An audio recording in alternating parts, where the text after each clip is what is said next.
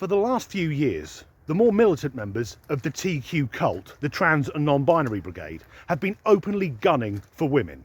In particular, they're trying to change the English language to erase women from it. They use dehumanising terms like chest feeders and birthing persons.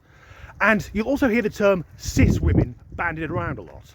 Because the argument is, if you've got cisgender women and transgender women, you could be brainwashed into thinking that both are women, where of course trans women are not females, they aren't real women.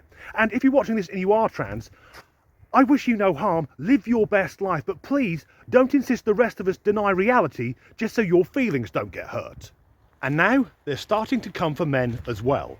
I have a short video which I've broken down into sections so I can utterly destroy this person's arguments. This is the reason why I hate biological men, and you should too. If you don't know who I am, my name is Blossom. I use they, them pronouns. And it's not because I hate men. That's not what we're talking about right now. There's no such thing as biological men. That's not a real thing. That is a So, beginning their argument from a position of hatred, which he then immediately contradicts, and yes, he, because fuck his pronouns, makes it hard for me to take his argument seriously.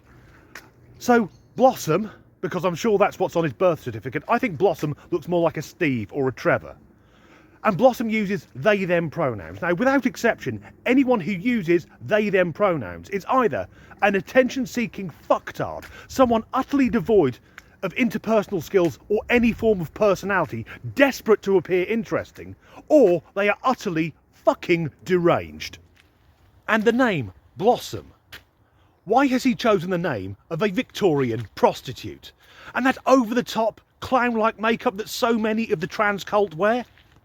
That would only be suitable if he was appearing in a 1920s silent movie. And it would be a blessing if it was silent, so we didn't have to listen to that screechy, put-on voice. Oh man, that's not a real thing. That is a transphobic dog whistle. What it's doing is it's trying to justify transphobia using science when, first of all, man is a term associated with gender and not with sex. But even if we were talking about males, sex is also a spectrum. Biological men is a transphobic dog whistle.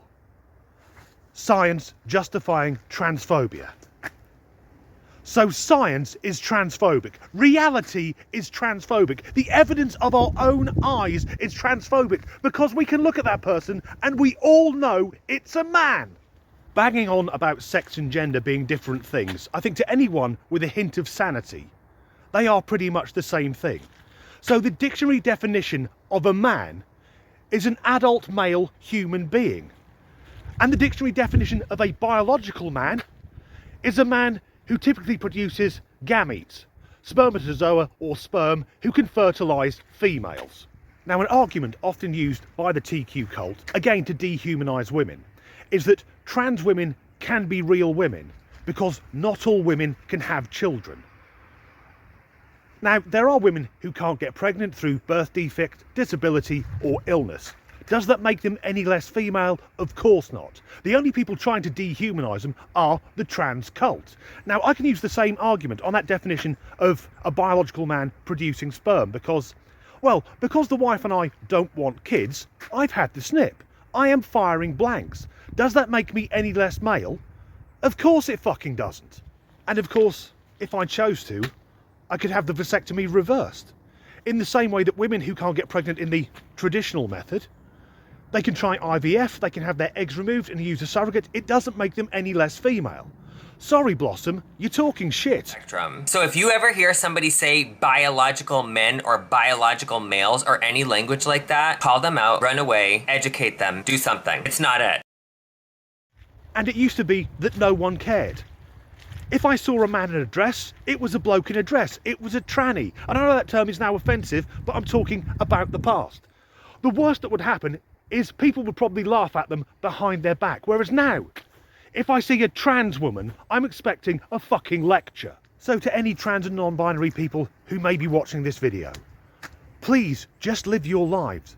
But do us the same courtesy. Let us live our lives without forcing us to go along with your fantasies. Because if you're in a position where you need constant validation from the rest of the population that you are what you say you are, the chances are you actually aren't. As ever, thanks for watching. We've known now for fuck that up already. Look at that person and know it's a man.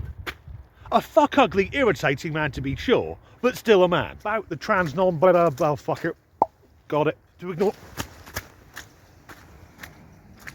My name's Blossom. I'm a delicate feminine flower. Blossom. Why pick the name of an Etonian schoolboy's nanny?